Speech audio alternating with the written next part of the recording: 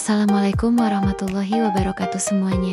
Selamat datang di channelku. Hari ini, aku akan menceritakan tentang harga dari sebuah taruhan, waktu yang tak bisa diulang. Ingat ya, ini cerita hanya karangan semata, bukan kisah asli. Sebelum mulai, jangan lupa bersyukur kepada Allah yang Maha Esa. Dan jangan lupa bersolawat untuk Nabi kita, Muhammad, bagi yang beragama Islam. Jangan lupa untuk klik like, share, subscribe, dan loncengnya ya, agar dapat notifikasi saat channel ini update. Oke, mari kita mulai ceritanya. Kemenangan pertama. Malam itu, warung kopi di pojokan gang tampak lebih ramai dari biasanya. Asap rokok menebal di udara, suara tawa dan teriakan bercampur dengan dentingan gelas. Reno duduk di sudut meja bersama 3 orang temannya, Raffi, Dimas, dan Edo. Di atas meja, segepok kartu remi sudah tersusun rapi, dan beberapa lembar uang ribuan jadi taruhan. Awalnya Reno hanya ingin nongkrong. Ia baru pulang kerja dari bengkel, tangannya masih berbau oli, dan wajahnya kusam karena lelah. Tapi ketika melihat teman-temannya tertawa sambil mengocok kartu, ia merasa tertarik. Main, keren, seru, sumpah. Taruhannya kecil doang kok, cuma 5.000, bujuk Dimas sambil tersenyum menggoda. Reno awalnya ragu. Ah, gue nggak ngerti ginian, nanti malah rugi. Udah, iseng aja dulu. Kalau kalah, gue traktir kopi, ujar Raffi sambil menepuk bahunya. Akhirnya Reno duduk, ikut mengocok kartu, dan mencoba mengikuti permainan. Tangannya agak gemetar saat membuka kartu pertamanya, tapi setelah beberapa ronde, rasa gugupnya mulai hilang. Ia mulai terbawa suasana, apalagi ketika satu persatu temannya kalah, dan uang di depannya semakin banyak. Wah, Reno jago juga ternyata, seru Edo setengah tak percaya. Reno tersenyum tipis. Ada rasa puas aneh yang muncul di dadanya.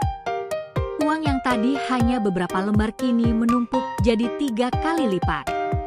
Ia tak pernah menyangka bisa menang dengan mudah seperti itu. Saat pulang, malam sudah larut. Udara dingin menusuk, tapi Reno tak merasakannya. Ia berjalan pulang dengan langkah ringan, uang kemenangannya disimpan di saku celana, seolah membawa harta karun. Sesampainya di rumah, ibunya masih terjaga. Baru pulang, Ren? Kerja lembur ya? Tanya ibunya sambil menyiapkan air hangat. Reno hanya mengangguk, tidak menjawab jujur. Ia tahu ibunya tidak akan suka kalau tahu anaknya main kartu taruhan. Iya, Bu. Lembur dikit. Lumayanlah, dapat rezeki. Ibunya tersenyum lega. Alhamdulillah, yang penting halal, ya nak. Kata-kata itu membuat Reno terdiam sesaat. Tapi rasa bangganya mengalahkan rasa bersalah. Ia membuka dompet, melihat lembaran uang yang terasa mudah itu, lalu tersenyum sendiri.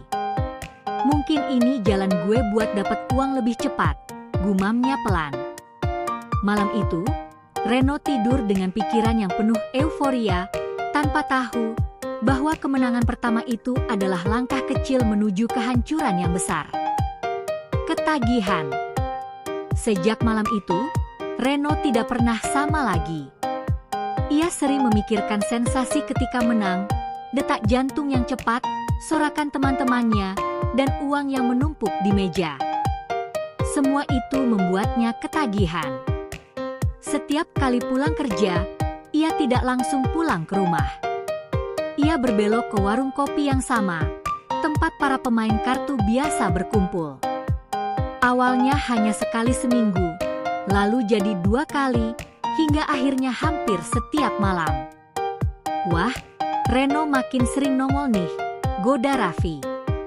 Lagi hoki, bro. Selama masih menang, lanjut aja, jawab Reno dengan senyum percaya diri. Tapi tak semua malam membawa keberuntungan. Pernah satu kali ia kalah besar, uang gajinya hampir habis hanya dalam 1 jam. Reno duduk diam, menatap kartu terakhir yang gagal menyelamatkannya. Ah, cuma apes aja. Besok pasti balik, katanya, mencoba menenangkan diri. Namun besoknya, ia malah kembali bermain dengan uang pinjaman. Ia yakin bisa menang dan menutup kekalahan sebelumnya.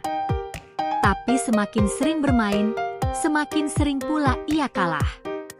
Di rumah, ibunya mulai curiga. Reno jadi jarang makan bareng, sering pulang larut, dan wajahnya terlihat gelisah. "Reno, kamu kenapa akhir-akhir ini? Uang gaji bulan kemarin kemana?" tanya ibunya lembut. "Buat bayar utang bengkel, Bu." Reno berbohong tanpa menatap wajah ibunya. Ibunya hanya mengangguk pelan, meski matanya terlihat kecewa. Ia tahu ada sesuatu yang disembunyikan anaknya, tapi tidak tahu apa. Malam itu, Reno duduk di kasur sempitnya, memandangi dompet yang kini kosong. Di pikirannya hanya ada satu hal, balas kekalahan. Cuma butuh menang sekali aja. "Sekali doang, abis itu gue berhenti," bisiknya pada diri sendiri.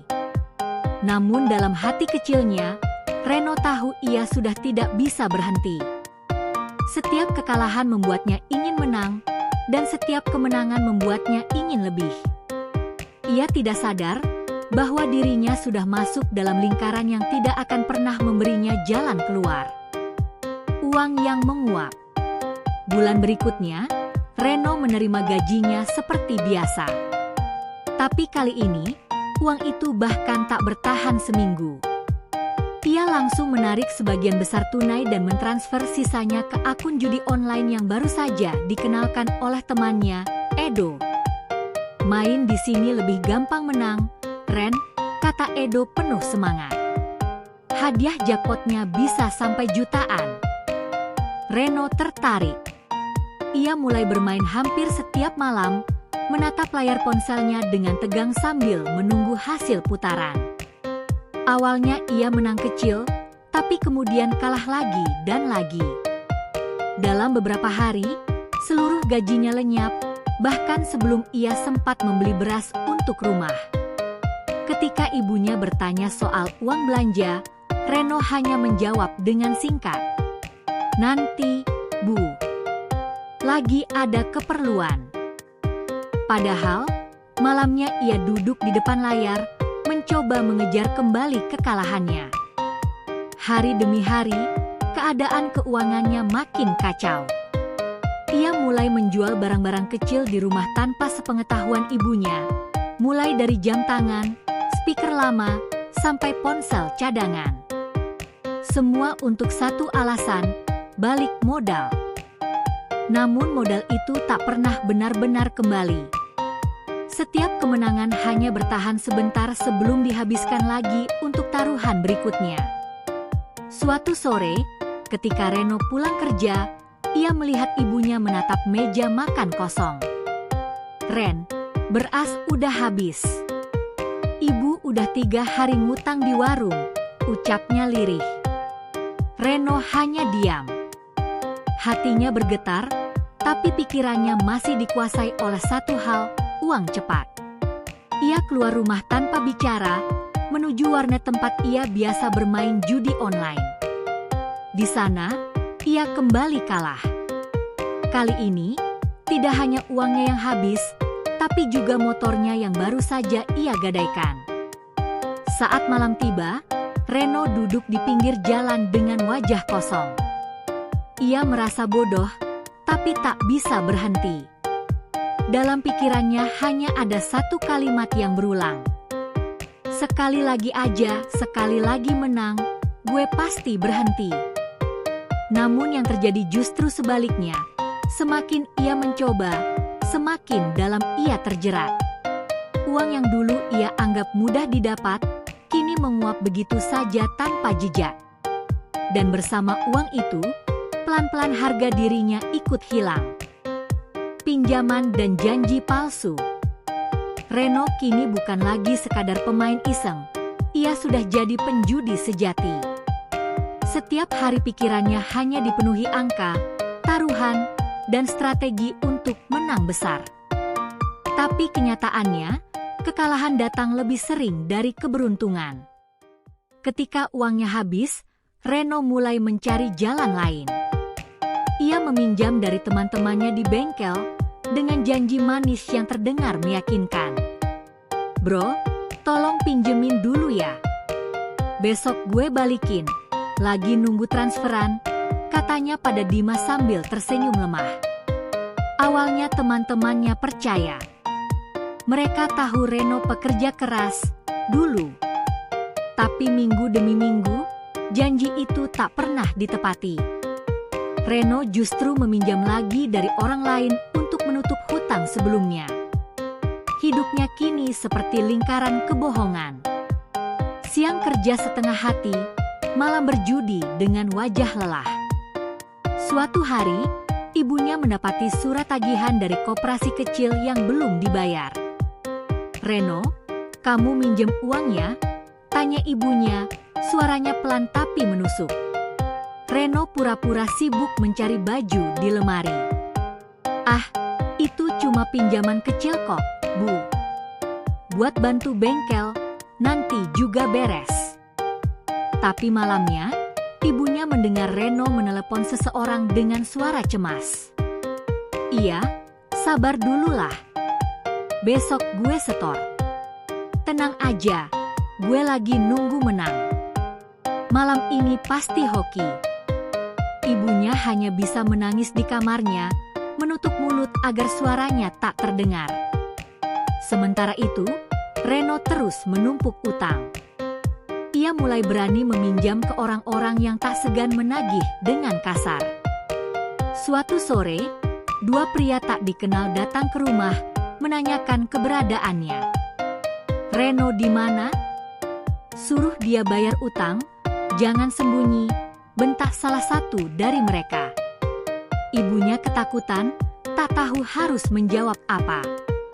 Setelah orang-orang itu pergi, ia menatap anaknya dengan mata merah karena menangis. "Reno, kamu ini kenapa, Nak? Uang bisa dicari, tapi kejujuran jangan kamu buang," katanya lirih. Reno tak berani menatap ibunya. Ia tahu semua ucapannya benar, tapi dirinya sudah terlanjur terjebak. Setiap kali mencoba berhenti, bayangan hutang dan rasa ingin balik modal kembali menjerat.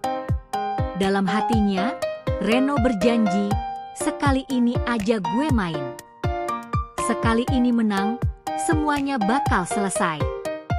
Namun ia tak sadar, setiap janji yang ia ucapkan hanyalah kebohongan baru, baik untuk orang lain maupun untuk dirinya sendiri.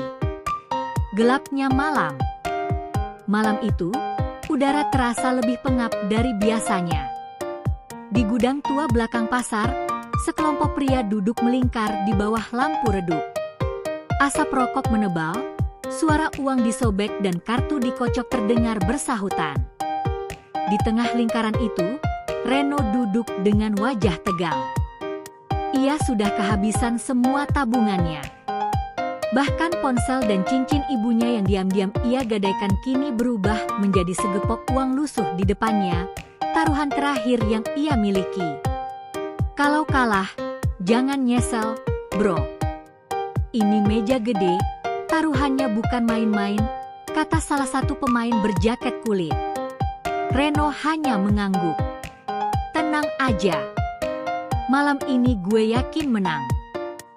Putaran pertama, Reno menang kecil. Ia tersenyum lega, mulai merasakan kembali euforia yang dulu pernah membuatnya lupa waktu. Tapi seperti biasa, keberuntungan tak pernah bertahan lama. Di ronde berikutnya, uangnya habis dalam hitungan menit. "Kurang kartu, bro? Mau nambah taruhan?" sindir pemain lain sambil tertawa. Reno menatap uang di meja yang kini tinggal recehan. Dadanya panas, pikirannya kosong. Ia merasa seluruh dunia melawannya. "Nggak mungkin gue kalah terus," bisiknya. Namun kenyataan tak berpihak. Putaran terakhir berjalan, dan Reno kembali kalah telak. Semua yang ia miliki lenyap malam itu. Ia hanya bisa menunduk, menatap meja kosong di depannya. Tangannya gemetar, napasnya tersengal. "Udah bro, kalau nggak sanggup, mending pulang. Judi itu nggak buat semua orang," ucap Dimas pelan, merasa iba. Tapi Reno tidak menjawab. Ia hanya berdiri, keluar dari gudang dengan langkah gontai. Angin malam menerpa wajahnya, namun tak cukup dingin untuk menyadarkannya dari kekosongan. Di jalan pulang, ia berhenti di pinggir trotoar, menatap ke langit gelap tanpa bintang. Dalam pikirannya, terngiang suara ibunya yang dulu berkata, "Yang penting halal, ya nak." Kini, kata-kata itu terasa seperti pisau yang menusuk hati. Ia ingin berhenti. Tapi bagaimana caranya? Utang menumpuk, barang habis terjual, dan rasa malu menelannya perlahan. "Sekali aja. Tuhan, kasih gue sekali lagi menang," ucapnya lirih dengan mata yang mulai basah. Namun malam itu tetap gelap. Tak ada jawaban, tak ada keajaiban, hanya kesunyian yang menegaskan satu hal, Reno sedang berada di titik terendah dalam hidupnya. Jalan yang salah. Sejak malam itu di gudang, Reno seperti kehilangan arah. Ia jarang tidur, jarang makan, dan hampir tak pernah tersenyum. Matanya merah, rambutnya berantakan, dan pikirannya hanya satu, bagaimana cara mendapatkan uang lagi. Utang menumpuk, para penagih mulai datang ke rumah, dan ibunya semakin murung. Ia sering berdoa diam-diam di malam hari agar anaknya sadar, tapi setiap kali pagi datang, Reno justru semakin tenggelam. Suatu hari di bengkel, Reno melihat bosnya, Pak Arif, meninggalkan laci kas terbuka. Di dalamnya ada amplop berisi uang hasil pembayaran pelanggan. Reno menatap amplop itu lama sekali. Jantungnya berdebar. "Kalau gue ambil sedikit aja, nanti bisa gue balikin pas menang," pikirnya. Tangannya gemetar saat menyentuh amplop itu. Ia tahu itu salah, tapi bayangan utang dan ancaman dari para penagih membuat logikanya hancur. Akhirnya, Reno mengambil sebagian uang dari dalam laci dan menyelipkannya ke saku. Hari itu ia langsung pergi ke warnet dan kembali berjudi online. Ia berharap keberuntungan berpihak padanya kali ini. Tapi hasilnya tetap sama, kalah. Uang hasil curian itu lenyap begitu saja di layar ponsel. Reno menatap layar yang menampilkan kata "Game Over" dengan wajah pucat. "Sial, kenapa selalu gue?" gumamnya sambil meninju meja. Beberapa hari kemudian, Pak Arif mulai curiga karena saldo kas bengkel tidak cocok. "Reno, kamu yang pegang uang hari itu, kan?" tanya Pak Arif tenang tapi tajam. Reno menelan ludah. "Mungkin salah hitung, Pak. Saya nggak ambil apa-apa." Pak Arif hanya mengangguk pelan. "Ya sudah, nanti saya cek lagi." Tapi dalam hati, Reno tahu bosnya sudah mulai curiga. Sejak hari itu, Reno tak tenang. Setiap kali mendengar suara motor berhenti di depan bengkel, ia merasa takut. Setiap kali ponselnya berdering, ia khawatir itu penagih. Ia mulai berpikir untuk mencuri lagi, kali ini lebih banyak, agar bisa menutup semua utang sekaligus. "Sekali ini aja," katanya lagi untuk kesekian kalinya. "Kalau menang, semuanya beres." Tapi dalam hati kecilnya, Reno tahu, setiap kali ia berkata "sekali ini aja", hidupnya justru makin hancur. Dan langkah kecil yang ia ambil hari itu, akan segera menyeretnya ke jurang yang tak bisa ia panjat lagi. Pengkhianatan. Hari-hari di bengkel terasa semakin berat bagi Reno. Ia tak lagi bekerja dengan fokus, matanya sering kosong menatap ke lantai, pikirannya kacau. Setiap kali Pak Arif menghitung kas, jantungnya berdegup kencang. Ia tahu, cepat atau lambat, semuanya akan terbongkar. Teman-teman kerjanya juga mulai menjauh. Dimas, yang dulu paling dekat dengannya, kini bersikap dingin. "Ren, lo kenapa sih akhir-akhir ini? Gue nggak ngerti lagi. Lo berubah banget," katanya suatu sore. Reno hanya menjawab singkat, "Udah, nggak usah ikut campur." Tapi Dimas diam-diam sudah memperhatikan keanehan Reno, terutama setelah kas bengkel terus berkurang tanpa alasan. Ia mulai curiga, apalagi saat melihat Reno keluar tergesa-gesa beberapa kali sambil membawa amplop kecil. Sampai akhirnya, hari itu datang. Pagi itu, Pak Arif memanggil seluruh pegawai ke ruang kantor. Suaranya berat, ekspresinya serius. "Beberapa minggu ini, uang kas kita sering berkurang tanpa catatan. Saya sudah cek CCTV dan pembukuan. Dan hasilnya cukup jelas." Reno menunduk, tubuhnya tegang. Ia tahu apa yang akan keluar dari mulut bosnya. "Reno," kata Pak Arif perlahan, "kamu yang ambil uang bengkel, kan?" Reno terdiam. Seluruh mata memandangnya. Dimas menatapnya dengan ekspresi kecewa, sementara yang lain berbisik pelan. Saya cuma pinjam, Pak. Saya janji bakal ganti." Suaranya bergetar. Pak Arif menarik napas panjang. "Pinjam? Tanpa izin, tanpa catatan? Itu namanya mencuri, Reno."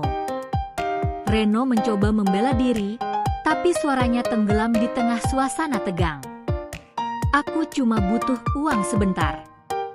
Aku terdesak, Pak. Aku nggak tahu harus gimana lagi." "Justru karena itu kamu harus minta tolong, bukan mencuri," sahut Dimas tajam. Kata-kata itu menusuk hati Reno lebih dalam dari apapun. Ia menatap sahabatnya dengan tatapan kosong. "Lo ngaduin gue ke bos, ya?" Dimas menunduk, suaranya lirih. "Maaf, Ren. Gue cuma pengen lo berhenti sebelum terlambat." Tapi bagi Reno, itu bukan pertolongan. Itu pengkhianatan. Dalam pikirannya yang kacau, ia merasa dikhianati oleh orang terakhir yang masih peduli padanya. Tak lama kemudian, polisi datang ke bengkel membawa laporan dari Pak Arif. Reno tak melawan. Ia hanya berdiri diam saat tangannya diborgol. Di sepanjang perjalanan ke kantor polisi, pikirannya berputar-putar antara rasa malu, marah, dan sesal. "Gue cuma pengen menang, cuma pengen hidup lebih enak," gumamnya lirih. Namun kini, semua yang ia menangkan justru berubah jadi kehilangan. Teman, pekerjaan, kepercayaan, bahkan kebebasan, semua hilang dalam satu tarikan napas. Tertangkap. Hari itu menjadi hari paling kelam dalam hidup Reno. Dua polisi datang ke rumah kontrakan kecilnya pagi-pagi sekali. Ibunya yang sedang menyapu halaman langsung terkejut melihat seragam dan borgol di tangan mereka.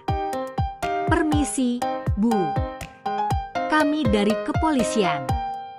Apa benar ini rumah Reno Saputra?" Ibunya menatap mereka dengan bingung. "Iya, betul. Ada apa, Pak?"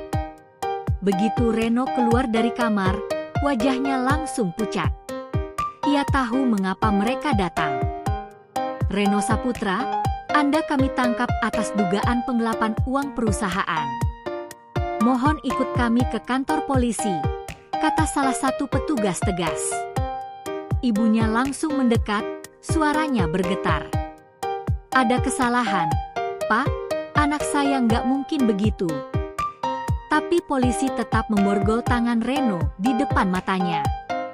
"Ibu, maaf," hanya itu yang bisa keluar dari mulutnya. Air mata ibunya jatuh tanpa suara. Ia memegang bahu anaknya yang diborgol, seolah ingin menahan waktu agar tidak berjalan. Tapi semuanya sudah terlambat. Reno dibawa pergi dengan kepala tertunduk, diiringi tatapan kosong para tetangga yang mulai berbisik di balik pagar. Di dalam mobil polisi, Reno menatap keluar jendela. Setiap gedung dan jalanan yang ia lewati terasa asing. Semua terlihat suram, seolah dunia telah berubah warna. Ia teringat kata-kata Dimas sebelum pengaduan itu terjadi, "Gue cuma pengen lo berhenti sebelum terlambat." Kini ia sadar, terlambat itu benar-benar datang. Setibanya di kantor polisi, Reno diperiksa. Ia ditanyai soal uang yang diambil, alasan, dan kemana uang itu pergi. Tapi semua jawabannya sama, habis buat judi, Pak. Para petugas hanya saling pandang, menggeleng pelan. Mereka sudah terlalu sering mendengar kisah serupa, tentang orang muda yang menghancurkan masa depannya demi kemenangan semu. Malamnya, Reno duduk di ruang tahanan. Ia menatap jeruji di depannya, dingin dan berbau besi. Di kejauhan, ia mendengar seorang tahanan lain tertawa, entah karena gila, entah karena menyerah pada nasib. Untuk pertama kalinya, Reno benar-benar merasa kosong. Tak ada lagi kartu, tak ada uang, tak ada teman. Hanya penyesalan yang menggantung berat di dadanya. Ia memejamkan mata, berusaha tidur di lantai semen yang dingin. Tapi bayangan wajah ibunya terus muncul, menangis dan berdoa dalam diam. "Bu, maafin Reno," bisiknya lirih, sebelum akhirnya tertidur dengan mata masih basah. Malam itu, Reno tahu, kebebasan yang dulu ia abaikan, kini jadi hal paling berharga yang tak mungkin ia beli lagi, bahkan dengan seluruh kemenangan di dunia. Di balik jeruji, hari-hari di penjara berjalan lambat bagi Reno. Setiap pagi, suara gesekan besi dan teriakan sipir menjadi pengingat bahwa ia tak lagi bebas. Ia tidur di lantai semen dingin, berbagi ruang sempit dengan 4 tahanan lain. Awalnya Reno marah pada semua orang, bosnya, Dimas, bahkan ibunya. Tapi perlahan, rasa marah itu berubah jadi penyesalan yang dalam. Setiap malam ia menatap langit-langit sel, memikirkan hidupnya yang hancur hanya karena keinginan menang. "Dulu gue cuma mau cari uang cepat," gumamnya pelan, tapi malah kehilangan semuanya. Sebulan sekali, ibunya datang menjenguk. Melihat wajah tua itu di balik kaca pembatas membuat Reno tak sanggup menatap lama. "Bu, maafin Reno," katanya dengan suara serak. Ibunya hanya mengangguk sambil tersenyum samar. "Yang penting kamu sadar, Nak." Setelah ibunya pulang, Reno duduk diam di sudut sel sambil menulis di buku kecil yang ia temukan. "Kalau waktu bisa diulang, gue bakal berhenti waktu menang pertama kali." Tapi manusia susah belajar dari kemenangan karena merasa tak akan kalah. Waktu terasa berjalan lambat, tapi penyesalan membuatnya semakin sadar. Ia mulai membantu di dapur penjara, belajar bersyukur untuk hal kecil, dan menerima bahwa ini adalah harga dari semua yang ia perbuat. Malamnya, sebelum tidur, ia berdoa lirih. "Tuhan, kalau aku keluar nanti, biarlah aku hidup jujur, meski tanpa uang." Harga dari sebuah taruhan. 3 tahun berlalu. Pagi itu, pintu besi penjara terbuka, dan Reno melangkah keluar dengan langkah berat tapi mata yang lebih tenang. Di tangannya hanya ada 1 tas kecil berisi pakaian dan buku lusuh yang menampung semua penyesalannya. udara luar terasa asing. Dunia tetap berjalan, sementara dirinya tertinggal di waktu yang beku. Ia menatap langit cerah dan menarik napas dalam-dalam, sesuatu yang dulu ia anggap sepele. Sesampainya di rumah, ibunya menyambut dengan pelukan hangat. Meski tubuhnya kini lebih kurus dan rambutnya memutih, pelukannya masih sama seperti dulu. "Selamat datang di rumah, Nak," katanya lembut. Reno terisak tanpa suara. Tak ada kata yang cukup untuk menebus luka yang ia buat. Sejak hari itu, Reno bekerja serabutan. Ia membantu membersihkan warung, menjadi kuli pasar, apapun yang halal. Setiap kali melihat orang bermain judi di pinggir jalan, ia hanya menatap sebentar dan melangkah pergi. Ada rasa takut sekaligus jijik di hatinya, bukan pada permainan itu, tapi pada dirinya yang dulu. Malam-malam ia sering duduk di teras rumah, menatap bintang. Kadang teringat uang, tawa, dan gemerlap malam di meja judi. Tapi kenangan itu tak lagi menggoda, hanya menyisakan perih. "Gue udah kalah dari dulu," tulisnya di buku kecilnya, karena nggak pernah tahu kapan harus berhenti. Kini Reno hidup sederhana, tapi tenang. Ia tahu hidup tak bisa diulang, namun masih bisa diperbaiki. Ia belajar bahwa kemenangan sejati bukan soal uang, tapi keberanian untuk berubah. Di akhir cerita hidupnya, Reno sadar satu hal yang paling berharga. Setiap taruhan ada harganya, dan kebebasan adalah yang paling mahal.